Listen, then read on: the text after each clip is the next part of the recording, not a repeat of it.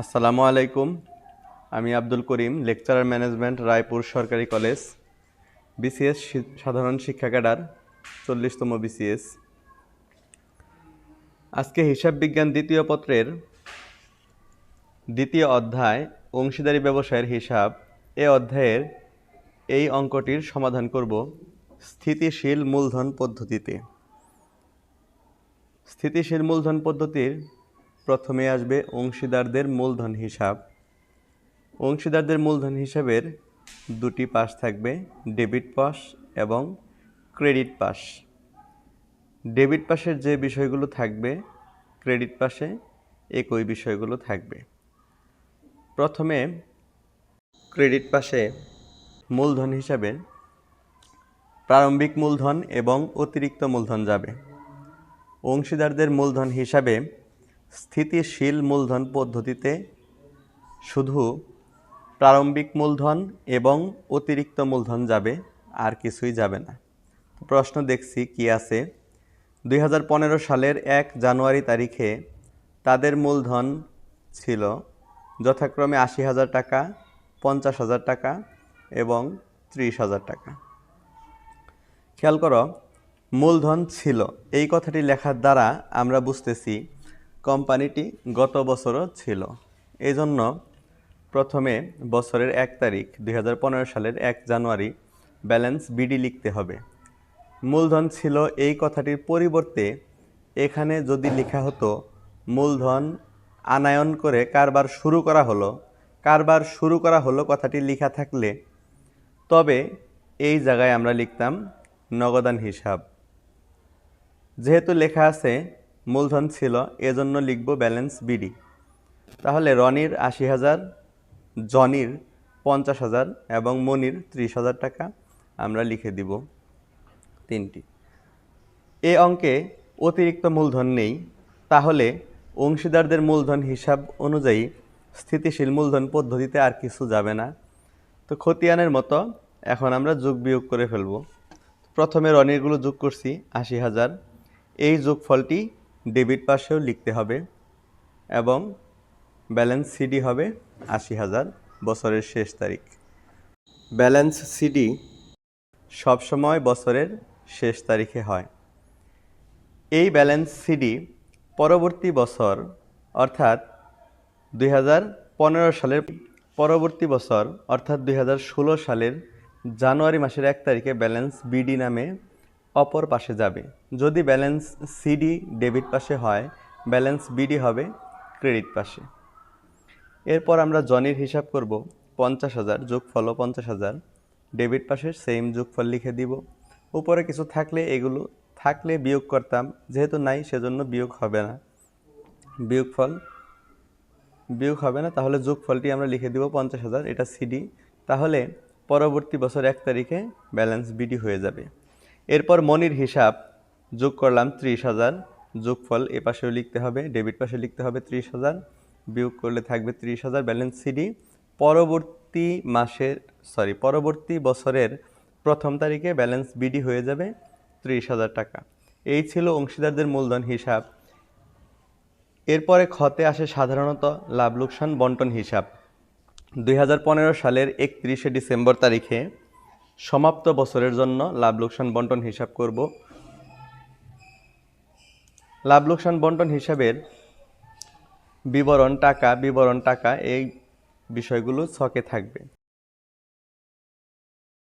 লাভ লোকসান হিসাব প্রথমে লিখতে হবে নিট লাভ।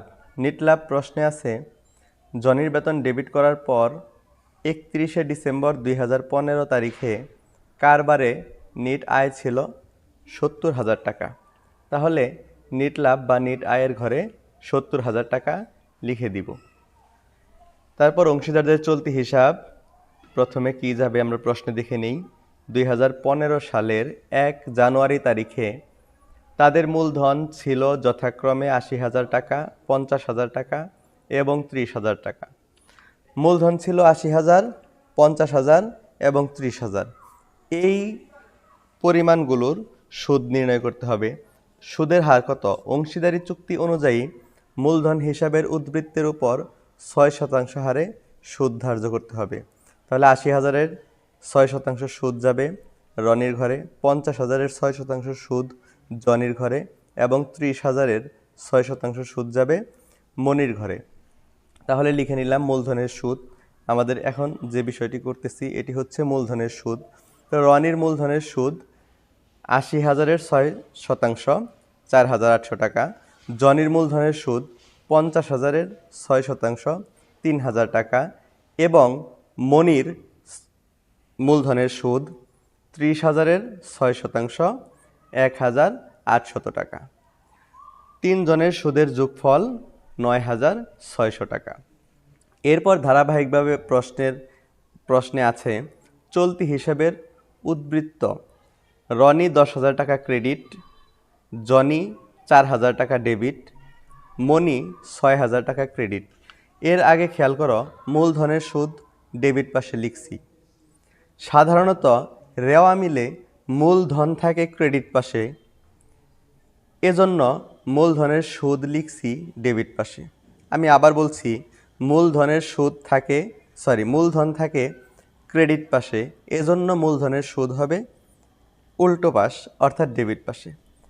এখন দেখো চলতি হিসাবের উদ্বৃত্ত রনির আছে ক্রেডিট পাশে, তাহলে রনির চলতি হিসাবের সুদ লিখতে হবে ডেবিট পাশে। জনির চলতি হিসাবের উদ্বৃত্ত আছে ডেবিট জের, তাহলে জনির চলতি হিসাবের সুদ লিখতে হবে ক্রেডিট পাশে। মনির চলতি হিসাবের উদ্বৃত্ত আছে ক্রেডিট জের, তাহলে মনির চলতি হিসাবের সুদ হবে ডেবিট পাশে। তাহলে আমরা দুটো ডেবিট পাশে পেলাম যে চলতি হিসাবে সুদ লিখতে হবে ডেবিট পাশে, কারণ তাদের জের আছে ক্রেডিট পাশ দুইজনের, কার রনি এবং মনি। তাহলে রনি এবং মনির চলতি হিসাবের সুদ প্রথমে কে আছে রনি 10,000 টাকা ক্রেডিট, তাহলে 10,000 টাকার সুদ লিখব ডেবিট পাশে 6% হারে, তাহলে 10,000-এর 6%, 600 টাকা। এরপরে রনিরটা হলো, এরপর জনির 4,000 ডেবিট, অবশ্যই ক্রেডিট দিকে সুদ লিখতে হবে। তাহলে জনির চলতি হিসাব, যেহেতু একজন এই জন্য জনির চলতি হিসাব, জনির চলতি হিসাবে সুদ হবে কত 4,000 টাকার 6%, 240 টাকা। 4,000 টাকার 6%, 240 টাকা। এরপরে রয়েছে মনি 6,000 টাকা ক্রেডিট, তাহলে মনির চলতি হিসেবে সুদ লিখতে হবে ডেবিট পাশে। 6,000-এর 6% কত হবে 360 টাকা। তো চলতি হিসেবে সুদগুলোর যোগফল 960 টাকা। এরপরে প্রশ্নে রয়েছে উত্তোলনের সুদ। উত্তোলন সবসময় ডেবিট, এ কারণে উত্তোলনের সুদ লিখতে হবে ক্রেডিট পাশে। উত্তোলন কে করছে? রনি প্রত্যেক মাসের প্রথমে 3,000 টাকা, জনি সেপ্টেম্বর মাসের প্রথমে 20,000 টাকা নগদ উত্তোলন করে। এই অংশটুকু ভালো করে খেয়াল করো। রনি প্রত্যেক মাসের প্রথমে, পক্ষান্তরে জনি সেপ্টেম্বর মাসের প্রথমে। প্রত্যেক দেওয়ার কারণে রনি 12 মাসই উত্তোলন করেছে এবং প্রত্যেক মাসের শুরুতে। জনি শুধু সেপ্টেম্বর মাসে উত্তোলন করেছে, কিন্তু মনি কোনো উত্তোলন করেনি। অতএব উত্তোলনের সুদ লেখার সময় রনি এবং জনির চলতি হিসাব লিখতে হবে। রনি এবং জনির চলতি হিসাব। আমরা এখন কাজ করব উত্তোলনের সুদ নিয়ে।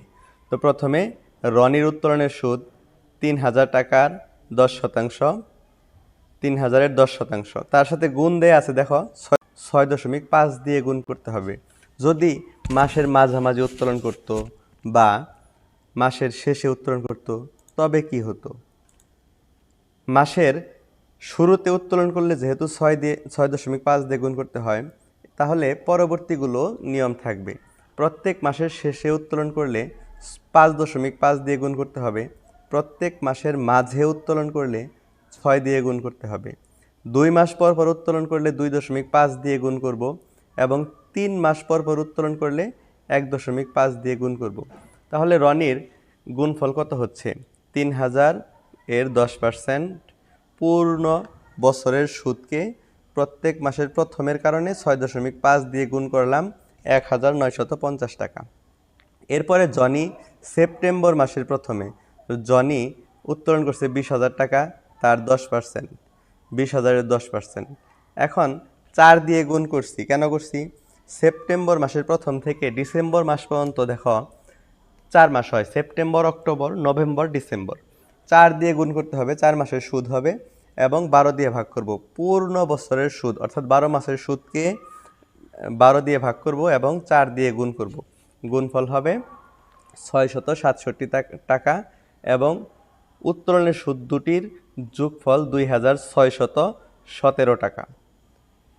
এরপর দেখো প্রশ্নে এখানেই রয়েছে, জনি 6000 টাকার পণ্য উত্তোলন করেছে যা হিসাবভুক্ত হয়নি। হিসাবভুক্ত না হওয়ার কারণে লাভ লোকসান বন্টন হিসাবে আসবে। যদি হিসাবভুক্ত হতো, এখানে তোমাদেরকে হ্যাজিটেশনে ফেলার জন্য লিখতে পারে, জনি 6000 টাকা পণ্য উত্তোলন করেছে যা হিসাবভুক্ত হয়েছে, তবে এখানে যাবে না। যেহেতু হিসাবভুক্ত হয়নি, এজন্য লাভ লোকসান বন্টন হিসাবের ক্রেডিট পাশে যাবে। তাহলে জনির চলতি হিসাব পণ্য উত্তোলন করেছে 6000 টাকা। তারপরে ধারাবাহিকভাবে প্রশ্নে রয়েছে, প্রত্যেকে রনি, জনি এবং মনি মাসে 500 টাকা করে বেতন পাবে। প্রত্যেকেই 500 টাকা করে বেতন পাবে। এরপরে বেতন সম্পর্কে আরও কিছু বলা আছে, পড়ে নিচ্ছি। মনি তার বেতনের অর্থ প্রত্যেক মাসে উত্তোলন করে। মনি তার বেতনের অর্থ প্রত্যেক মাসে উত্তোলন করে, এখানে একটা দাড়ি হওয়া উচিত ছিল। তো এই অংশটুকু অংশীদারদের চলতি হিসাবের জন্য, সেখানে আমরা এটা আলোচনা করব। তারপরে দেখো, জনির বেতন ডেবিট করার পর, এই কথাটুকু দ্বারা আমরা কি বুঝি? জনির বেতন ডেবিট করার পর এর মানে হচ্ছে লাভ থেকে আমরা আগে এর পূর্বে জনির বেতনকে খরচ দেখিয়েছি, অর্থাৎ লাভ থেকে জনির বেতন বিয়োগ করে দেখিয়েছি। তাহলে এখন যদি আবার জনির বেতন আমরা খরচের পাশে লিখি বা ডেবিট পাশে লিখি, তাহলে দুইবার লেখা হবে। এজন্য জনির বেতন লিখব না। তাহলে আর কার কার বেতন লিখব? রনি এবং মনি। অতএব রনি এবং মনির চলতি হিসাব হবে, ব্র্যাকেটে হবে বেতন। প্রথমে রনি 500 টাকা করে 12 মাসে বেতন পাবে, 6000 টাকা। এরপরে মনি 500 টাকা করে বেতন পাবে, 6000 টাকা। দুইজনের বেতনের যোগফল 12,000 টাকা। এরপরে রয়েছে, মনি 31/4/2015 তারিখে 30,000 টাকা কারবারে ঋণ হিসেবে আনয়ন করে। এপ্রিল মাসের 31 তারিখে ঋণ আনছে, তাহলে ঋণের সুদ গণনা হবে এপ্রিলের পরবর্তী মাসের 1 তারিখ থেকে। এপ্রিলের পরবর্তী মাস হচ্ছে মে। মে থেকে ডিসেম্বর পর্যন্ত 8 মাস। 8 মাসের সুদ গণনা করব। প্রশ্নে ঋণের সুদের হার দেয়া নেই। যদি ঋণের সুদের হার দেয়া না থাকে, তবে অবশ্যই 6% হারে ঋণের সুদ গণনা করতে হবে এবং খরচের পাশে ডেবিট পাশে লিখতে হবে। তা মনির ঋণ হিসাব, এটা আর চলতি হিসাব হবে না, ঋণ হিসাবে যাবে।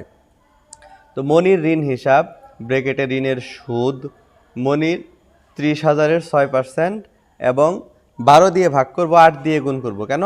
8 মাসের সময়, পূর্ণ 8 মাস ঋণ গণনা হবে, এজন্য 12 দিয়ে ভাগ করে 8 দিয়ে গুণ করব। এরপরে প্রশ্নে আর কিছু লাভ এবং লস সম্পর্কে কিছু না থাকায় আমরা যোগ করে ফেলব। যোগফল যেহেতু ক্রেডিট পাশে বড়, এজন্য ক্রেডিট পাশের যোগফলটি লিখব 78,857 টাকা। ডেবিট পাশেও সেম অ্যামাউন্টটি লিখে দিব। যোগফল থেকে ডেবিট পাশের পরিমাণগুলো বিয়োগ করব। বিয়োগ করলে থাকবে বন্টনযোগ্য মুনাফা 55,097 টাকা। বন্টনযোগ্য মুনাফা আমরা 3 জনের মধ্যে বন্টন করে দিব। তবে বন্টনের শর্ত রয়েছে, রনি এবং জনি মনিকে এই মর্মে নিশ্চয়তা দেয় যে, রনি এবং জনি মনিকে নিশ্চয়তা দিয়েছে, খেয়াল করো, মনির লাভের অংশ 15,000 টাকার কম হবে না। তাহলে আমরা দেখি মনি কত টাকা পায় এবং মূলধন অনুপাতে মুনাফা বণ্টিত হবে। তো মূলধন অনুপাতটা আমরা চলে যাচ্ছি। মূলধন ছিল 80,000, 50,000 এবং 30,000 টাকা। তো সকলের টাকা থেকে আমরা 4টি করে শূন্য বাদ দিয়ে অনুপাতটি ছোট করে নিব। 8:5:3 অনুপাতগুলো যোগ করব।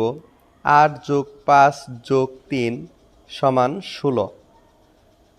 এখন দেখি মনি কত পায়। বন্টনযোগ্য মুনাফা 55,097, তাকে ভাগ করব অনুপাতের যোগফল 16 দিয়ে ভাগ করলাম, গুণ করব যার টাকা বের করতে চাচ্ছি মনির মুনাফা, তাহলে মনির অনুপাত কত? 3 দিয়ে গুণ করব 10,330 টাকা। মনি মুনাফা পাবে 10,330 টাকা। শর্ত অনুযায়ী মনিকে নিশ্চয়তা দিয়েছে যে মনির লাভ কমপক্ষে 15,000 টাকা হবে, কিন্তু অঙ্কে দেখা যাচ্ছে 15,000 হচ্ছে না। অতএব মনিকে আমরা আগে 15,000 টাকা দিয়ে নিব। এরপরে অবশিষ্ট যা থাকবে সেগুলো রনি এবং জনিকে ভাগ করে দিব। অবশিষ্ট কত রয়েছে? 55,097 বন্টনযোগ্য মুনাফা, সেখান থেকে 15,000 দিয়ে দিছি মনিকে, অবশিষ্ট রইল 40,097 টাকা। এই 40,097 টাকা আমরা ভাগ করব। দেখো, যখন মনিকে 15,000 দিয়ে দিলাম তখন মনির অনুপাতের কাজ শেষ। মনির অনুপাতের কাজ যদি শেষ হয় তাহলে অবশিষ্ট অনুপাতগুলোর যোগফল কত হয়? অবশিষ্ট অনুপাত দুইটি, 8 এবং 5, এই দুইটির যোগফল হবে 13। এজন্য 13 দিয়ে ভাগ করছি এবং প্রথমে টাকা দিচ্ছি রনির অনুপাত প্রথমটি 8 দিয়ে গুণ করলাম, তাহলে হলো 24,675 টাকা রনির মুনাফার ঘরে লিখে দিব। এরপরে জনির সেমভাবে বের করব, 40,097 ভাগ করব 13 দিয়ে, গুণ করব 5 দিয়ে, 15,422 টাকা। স্থিতিশীল মূলধন পদ্ধতির পরবর্তী ধাপে চলে যাব। পরবর্তী ধাপ হচ্ছে অংশীদারদের চলতি হিসাব।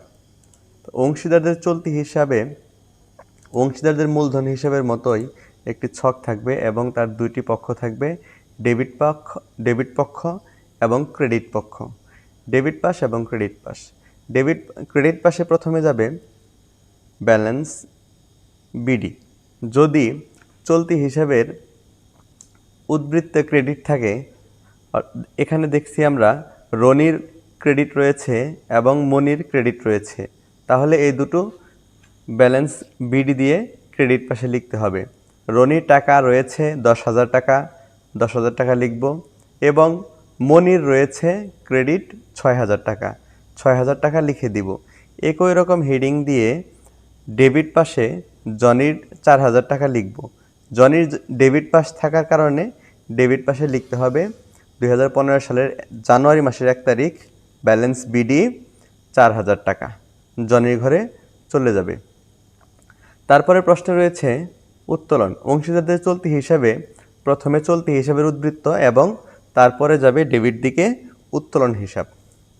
রনি প্রত্যেক মাসের প্রথমে 3,000 টাকা উত্তোলন করেছে, তাহলে রনির 12 মাসে উত্তোলন কত হবে? প্রত্যেক মাসে যদি 3,000 উত্তোলন করে তবে 12 মাসে উত্তোলন হবে 3×12=36,000 টাকা। তো রনি উত্তোলন করছে 36,000 টাকা।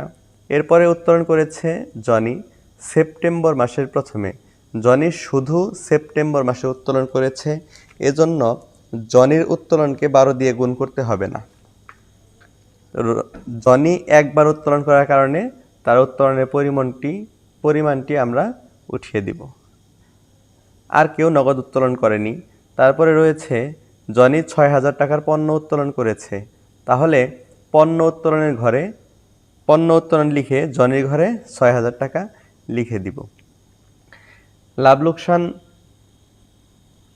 অংশীদারদের চলতি হিসাবে এর পরবর্তীতে যা যাবে সবগুলো লাভ লোকসান বন্টন হিসাবে ডেবিট এবং ক্রেডিট পাশ থেকে যাবে। এই পার্টে ক্রেডিট পাশে যাবে লাভ লোকসান বন্টন হিসাবে ডেবিট পাশে যেগুলো ছিল। লাভ লোকসান বন্টন হিসাবে ডেবিট পাশ আমি তোমাদেরকে দেখিয়ে দিচ্ছি, এইগুলো যাবে। তো প্রথমে যাবে মূলধনের সুদ, রনি 4,800, রনি 4,800, জনি 3,000, জনি 3,000। এরপরে মনির রয়েছে 1,800, মনির ঘরে 1,800 টাকা। তারপরে কি আছে? রনি এবং মনির চলতি হিসাব, চলতি হিসাবের সুদ। চলতি হিসাবের সুদ লিখব এখানে, লিখে রনির ঘরে 600 টাকা দিলাম। তারপরে কি আছে? মনি, মনির ঘরে দিব 360 টাকা, মনির ঘরে 360 টাকা। তারপরে সিরিয়ালি রয়েছে রনি এবং মনির চলতি হিসাব বেতন। তো বেতন লিখব, বেতন লিখলাম। রনির ঘরে যাবে 6000 টাকা, তবে শর্তে দেখো বেতনে কি বলছে, প্রত্যেকে মাসে 500 টাকা করে বেতন পাবে, সেই হিসেবে এখানে 3 জনের টাকাই দেওয়ার কথা। যদি আর কিছু বলা না থাকতো, এই দুটো ঘর জনি এবং মনির ঘরেও আমরা 6000 টাকা করে উঠিয়ে দিতাম। শর্ত দিয়েছে মনি তার বেতনের অর্থ প্রত্যেক মাসে উত্তোলন করে। তো মনি যেহেতু আগেই টাকা উত্তোলন করে নিয়েছে, এখন তাকে আর টাকা দেব না। আরেকবার পরবর্তীতে জনির একটি শর্ত রয়েছে, জনির বেতন ডেবিট করার পর।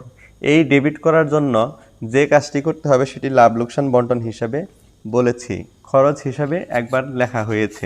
কিন্তু জনি টাকা উত্তোলন করে নেয়নি, যেহেতু টাকা উত্তোলন করে নেয়নি সেহেতু জনি এখন টাকা পাবে। এই হয়েছে বেতনের বিষয়। এর পরবর্তীতে রয়েছে মনির ঋণ হিসাব। এটা করতেছি চলতি হিসাব। চলতি হিসাবে ঋণ হিসাব আসে না। দেখো প্রত্যেকটিতেই চলতি হিসাব ছিল, এই জন্য আমি 3টি লিখেছি। কিন্তু মনির ক্ষেত্রে এখানে রয়েছে ঋণ হিসাব, তো ঋণ হিসাব যাবে না। তারপরে চলতি হিসাব কোনটিতে আছে? মুনাফার অংশ। তো মুনাফার অংশ লিখব, এই 3টি ধারাবাহিকভাবে লিখে দিব। ক্রেডিট পাস শেষ হলো, এখন ডেবিট পাসের সমাধান করব। ক্রেডিট পাসে লেখার জন্য প্রথমে বছরের শেষ তারিখ দিব, লাভ লোকসান বন্টন হিসাব দিব। এরপরে দেখব লাভ লোকসান বন্টন হিসাবের ক্রেডিট পাসে কি রয়েছে। ক্রেডিট পাসে নিট লাভ এটা তো যাবেই না। তো চলতি হিসাবের সুদ, প্রথমে চলতি হিসাবের সুদ কে পাবে? জনি। তো জনির ঘরে 240 টাকা। তারপরে আবার চলতি হিসাব উত্তোলনের সুদ লিখব, উত্তোলনের সুদ রনি এবং জনির ঘরে রনির টাকা 1950 এবং জনির 667 টাকা। এখানে দেখো আর কিছু নেই, পণ্য উত্তোলন আমরা দিয়েছি, আগেই দিয়েছি। এটা লাভ লোকসান বন্টনে দিয়েছিলাম, কেন মনে আছে? হিসাবভুক্ত না হওয়ার কারণে প্রকৃতপক্ষে এখানে যাবেই। সব কিছু দেওয়া শেষ, এখন আমরা খতিয়ানের মতো যোগ বিয়োগ করব, ব্যালেন্স সিডি ব্যালেন্স বিডি লিখব। তো প্রথমে মনির হিসাব যোগ করতেছি। মনির ক্রেডিট পাস বড় রয়েছে, এজন্য যোগ করলাম 23,160 টাকা। সেম অ্যামাউন্ট ডেবিট পাসে লিখতে হবে 23,160। উপরে কিছু না থাকায় ব্যালেন্স সিডিও 23,160। ব্যালেন্স সিডি হবে বছরের শেষ তারিখ। এই অ্যামাউন্টটি পরবর্তী বছরের শুরুতে ব্যালেন্স বিডি নামে দেখাতে হবে। 2016 সালের জানুয়ারি 1 তারিখ ব্যালেন্স বিডি 23,160 টাকা দেখিয়ে দিলাম। এরপর জনির হিসাব, জনির ডেবিট পাশে বড় রয়েছে, ডেবিট পাশে বড় অর্থাৎ তার উত্তোলন বা খরচগুলো বেশি হয়েছে, তো সেটা যোগ করব 30,960। এটি ক্রেডিট পাশেও লিখব, লিখার পর উপরে যেগুলো আছে এগুলো বিয়োগ করব। বিয়োগ ফলটি কী হবে? Balance CD. ব্যালেন্স সিডি দুই পাশেই হতে পারে। 6,485 টাকা ব্যালেন্স সিডি বছরের শেষ তারিখ। এটা পরবর্তী বছর এবং অপোজিট পাশে এটা রয়েছে ক্রেডিট পাশে, তাহলে যাবে ডেবিট পাশে পরবর্তী বছর। এটা ছিল 2015 সালের 31 ডিসেম্বর, এখানে হবে 2016 সালের 1 জানুয়ারি। পরবর্তী বছরের শুরুতে ব্যালেন্স বিডি নামে দেখাতে হবে। এরপরে শেষ রয়েছে রনির দেখি আমরা কোনটা বড় রয়েছে। এখানে 37,950, এখানে 30, 34, 44, এটা বড়। তো তাহলে এটা আমরা যোগ করব, যোগফল 46,075 টাকা ডেবিট পাশেও লিখে দিব। 46,075 থেকে উপরেরগুলো বিয়োগ করে দিব, বিয়োগফল লিখলাম 8,125 টাকা। এটা পরবর্তী বছরে কি দেখাতে হবে? ব্যালেন্স বিডি নামে। অংশীদারদের চলতি হিসাব এ পর্যন্তই। যদি এরপরে তোমাদের অংশীদারি হিসাবে কোনো সমস্যা থাকে, উপরে দেওয়া আমার হোয়াটসঅ্যাপ নাম্বারে তোমরা মেসেজ করতে পারো এবং আমি আমার সময় মতো তোমাদেরকে উত্তর দিয়ে দিব। ধন্যবাদ সবাইকে।